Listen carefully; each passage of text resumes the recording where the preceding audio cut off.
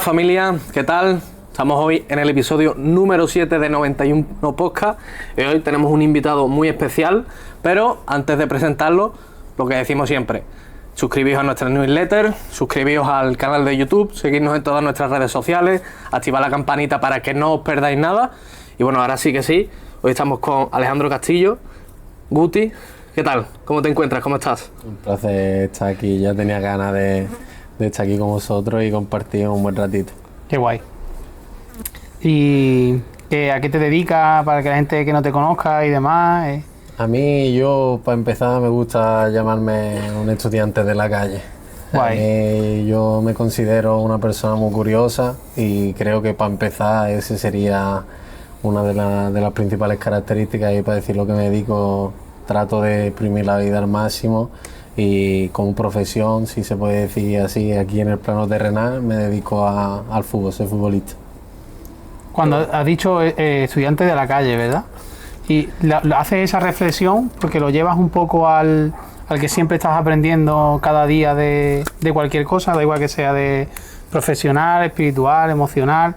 Te consideras una esponjita, entiendo, en tu día a día, ¿no? Sí, no, yo me considero que puedo aprender de cualquier situación, de cualquier persona, que nada lo podemos dar por descontado, y pienso que la calle es la mejor maestra que puede existir, porque uno al final puede leer tantos libros como quiera, puede estudiar cuanto le parezca, pero al final en la calle, en la práctica, es de donde más se aprende. Las experiencias, ¿no? Exacto. Sobre todo. Exacto. Qué bueno. La vida en sí misma, ¿no? Podríamos resumirlo así. Yo, bueno, por empezar un poco, centrándonos en el aspecto profesional, ahora hablaremos ya en otros ámbitos, pero cuéntanos un poco desde dónde parte, desde dónde inicia Alejandro Castillo, Guti, ¿no? De dónde vienes, dónde naces, dónde te crías, cuáles son tus orígenes y hasta el día de hoy, ¿no? Por hacer un poco tu trayectoria profesional. Pues hago más o menos una cronología así a modo resumen. Perfecto. De mi etapa desde que soy chiquitito, por contar una anécdota. A los 4 años, 3-4 años, tú no te puedes inscribir todavía en lo que son las categorías bebé y demás, pero me vieron un día que estaba viendo unos entrenamientos, no sé si era de algunos primos míos o tal, y estaba con mi madre y se le acercó un monitor de la EFIRA, del PMD, lo que era por entonces, y le dijo: mira, Estefanía, ¿tú por qué no inscribes a tu hijo? Tal. Y dice: no, porque es muy chico todavía, tal. Y nada, así empezó mi gusanillo por el fútbol, como quien dice. Empecé con 4 años jugando con chavalillos más grandecillos que yo, y me crié, como quien dice, en el PMD, en lo que era el PMD de EFIRA, cuando estaban los campos de Zahorra allí al lado del Mirador. Y después pues se veía ya que había cositas, ¿no? Que había cositas, en el sentido de que yo era muy pejiguera con el fútbol. O sea, yo todo el día con el balón, el partido maceta de mi casa, cristales, el chillillo por todos lados de mi madre, de mi padre: chiquillo, estate quieto, y los manos nervios, vamos, lo que ahora se conoce como TDAH, ¿no? Tal cual.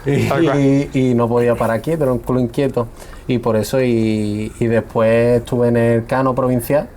En ese momento pegaba fuerte aquí en el campo de Gibraltar, y viajamos un poco por toda la provincia y demás, y ya empecé a darme a conocer, a dar mis primeros pelotazos, ¿no?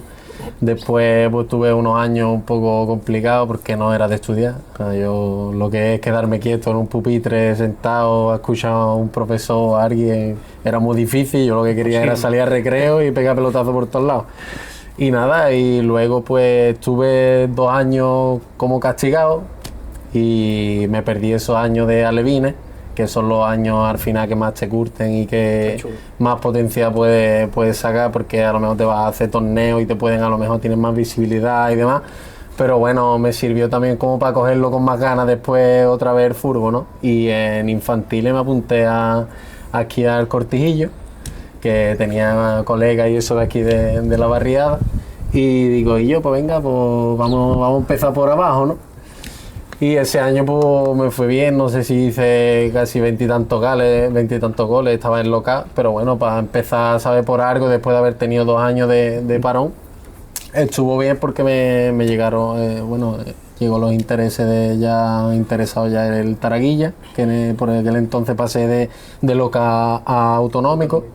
Y pues ya pues empezaba ya a hacerme ver, veía que tenía cositas, que veía también que yo no me podía parar, que tenía ya esa mentalidad de después de entrenar, a lo mejor otros se reían porque yo me ponía a hacer abdominales o flexiones y tal, pero ya yo me veía diferente de los demás, ¿sabes? Y digo, yo con esto tengo que vivir porque lo llevo en la sangre, ¿sabes? No, por aquel entonces no tenía tampoco un plan B, o sea que puse todo el foco en el fútbol y mis padres pues sí que es verdad que me facilitaron mucho el trabajo porque si necesitaba unas botas, estaban ahí, que muchos chavales a lo mejor pues no se lo podían permitir. Mis padres siempre han dado todo para que a mí no me faltara de nada y eso pues siempre voy a estar agradecido a ellos porque sin ese empujoncito que venían a verme, que sentía su apoyo moral y allí físico también, pues me daba mucho también, ¿no? Y me hacía que me creciera y que siguiera queriendo mejorar.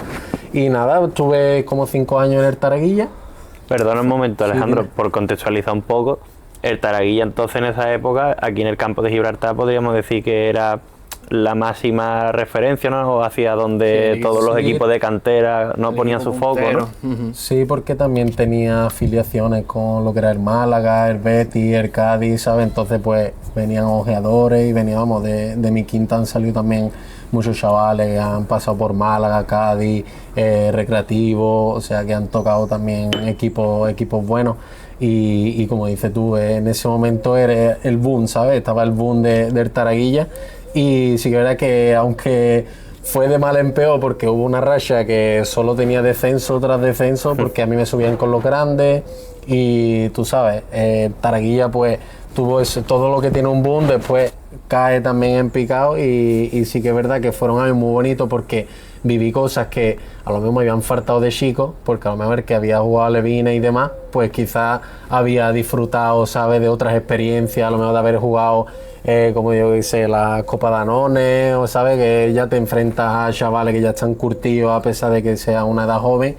Y a mí me faltaba esa pizca de experiencia, ¿no? Y cuando pues vas a jugar la Ciudad Deportiva del Sevilla, del Betis, el Cádiz, y vas a jugar con gente ya que por aquel entonces el físico de los chavales se notaba que eran más robustos, más fuertes y que tenían más calidad, pues quiera que no, pues ahí empiezas ya a ver si vales o no vales para eso, ¿sabes?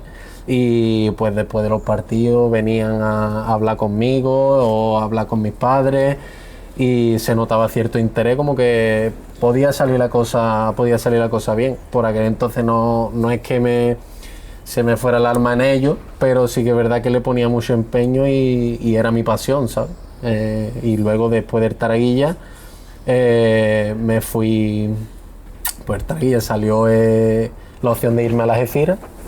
Y me fui a la Algeciras, estuvimos ahí no me acuerdo si fue en Andaluza o en Preferente por aquel entonces que se llamaba, y ganamos el torneo, empecé a subir con el primer equipo, ya la cosa pues se puso más emocionante y ya empecé a ilusionarme porque sí que es verdad que me sentía uno más, ¿sabes? A pesar de que era joven y demás, me dieron la oportunidad de debutar con el primer equipo de la Algeciras, que por aquel entonces si tú daba el paso a segunda vez, ya estaba ahí en el fútbol profesional, ¿sabes? Total. Entonces, pues fue una época muy bonita, la recuerdo como bonita. Me llamaron también el Málaga, me llamaron el Cádiz, estuve con los dos ahí haciendo pruebas y demás. El Málaga me hablaron con mis padres y le dijeron que me iban a llamar para un torneo que al final no salió la cosa, pero me sirvió como experiencia.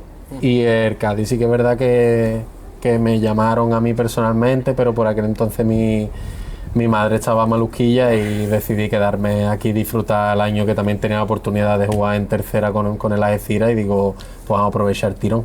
Después de eso, no sé si se está alargando mucho, vaya que va. Pero después de eso, pues ya empezaron a moverse hilos, me cedieron a los barrios, que pues ahí disfruté los primeros años. Sí que es verdad que el primer año pues estaba un poquillo quemadillo del fútbol porque tuve la oportunidad de quedarme en el Algeciras, estuve haciendo toda la pretemporada con el Algeciras y después la cosa no salió porque fui a hacer un amistoso en Ceuta y no se dieron cuenta que podía entrar otro cambio más y al final pues hicieron otro cambio antes de mí, no pude jugar ese partido, mi madre estaba en el hospital, yo me cabreé, hubo malos entendidos, malos rollos y me cedieron a los barrios. Y ya en los barrios estaba con Rafael Escobar el primer año, con 19 años me parece, que ya ves tú que yo lo hablo mucho con él, que mi sueldo el primer año fueron 50 euros en los barrios, que ahora me echó a reír, porque digo, yo también fui un friki que acepté en ese momento, pero bueno, para empezar hay que empezar por abajo también, Bueno, ¿sabes? Hay que remangarse las manos. En todo en la vida. Eso en todo en la vida. Para adelante, ¿sabes? Como sea. Hay que hacer sacrificio.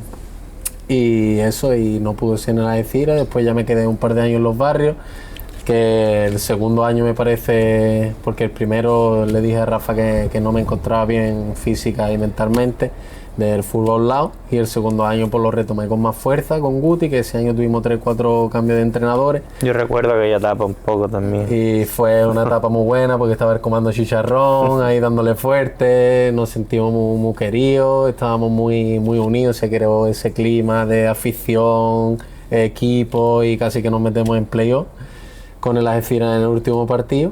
Y después de eso pasó lo del COVID, me fui a Escocia porque... Yo por hacer un inciso, sí.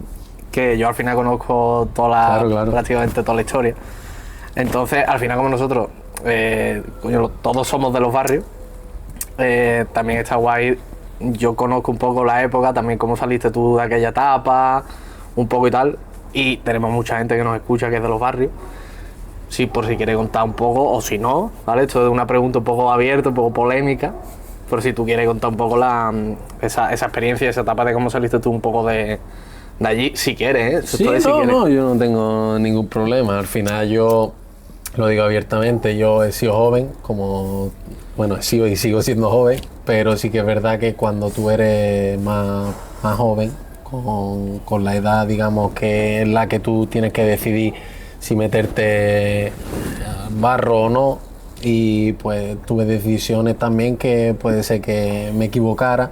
También he pasado por cosas y, como habían dicho antes, tuve experiencias que han sido muy duras de gestionar y como he dicho en la presentación, como me considero un estudiante de la calle, pues he tenido que yo con mis herramientas tirar para adelante, ¿sabes? Con la ayuda de mis amistades, de mi familia y demás, pero al final el que se tiene que buscar la habichuela es uno mismo y no te puede sacar nadie del boquete, como yo digo. Entonces pues sí que es verdad que la época de los barrios me pilló en una situación un poco bastante difícil y pues no estaba tan centrado como me hubiera gustado, ¿sabes? En el fútbol, porque era una oportunidad también buena. Sí que es verdad que yo por una parte me equivoqué, porque a lo mejor pues la fiesta, las niñas, ciertas cosas, pues que a lo mejor las decisiones que tomé en ese momento no me hacía que yo dara todo mi máximo potencial, ¿sabes? Y me volcara todo en el fútbol, pero no me sentí lo querido o lo valorado que yo pienso o demuestro que valgo, ¿sabes? Por delante mía a lo mejor estaba gente que, sin faltar respeto a nadie, no consideraba en ese momento mejor que yo, Futbolísticamente hablando. Futbolísticamente hablando. Evidentemente no tengo problema con ninguno, pero sí que es verdad que en ese momento pues temas de impago, bueno, un poco lo que ha sido siempre la historia de los barrios. El saco que carga el club. Exacto, porque si tú ves en ese momento como estábamos en la clasificación, con la gente que venía y todo el rollo, era un momento para aprovechar, para decir que yo podemos pegar vamos a apostar de verdad, o sea, vamos a apostar de verdad, pero claro, se ve que pues no estaban las condiciones y no se pudo dar. Y sí que es verdad que yo pues estuve ya en los últimos años de los barrios muy quemado con la directiva, muy quemado con el club, porque me daban dos duros y yo pues trataba siempre de responder, ¿sabes? Y no me daban el espacio que a lo mejor pues yo pensaba o merecía. Que a veces que por meritocracia merecía y por otras no, pero yo pienso que cuando un jugador es bueno y es válido, tiene que jugar, ¿sabes? Luego está claro que depende del míster, depende de todo, pero yo en esa época, si tú me preguntas, pienso que no he sido valorado de verdad por lo que soy. Y el último año, es más, me fui malamente, incluso con gente con los que había jugado en el equipo y tal. Tuve un rifirrafe por eso, porque yo sentía que no estábamos cobrando, luego íbamos a jugar los partidos a ver qué sale, y situaciones muy incómodas de gestionar, tío, que no te hacen estar libre de mente para poder dar el máximo en el campo. Entonces, pues yo después de ahí sí me colego a lo que estaba hablando, ¿no? A mi cronología de fútbol. Después de los barrios viene el COVID y bueno, y como que me medio echan de los barrios porque no me estaban pagando, y yo, pues, mi actitud era de decir, ¿qué hago aquí?, ¿sabes? Entonces tuvimos una conversación, cada uno por su lado, decidimos de no continuar, y me fui, que tenía dos colegas, Antonio y Dani, Antonio Jiménez y Dani Delgado, de los barrios, que me abrieron las puertas allí en Escocia, que ellos habían ido a la aventura, y digo, pues bueno, pues vámonos. Con 200 euros en la cartera, digo, me lo voy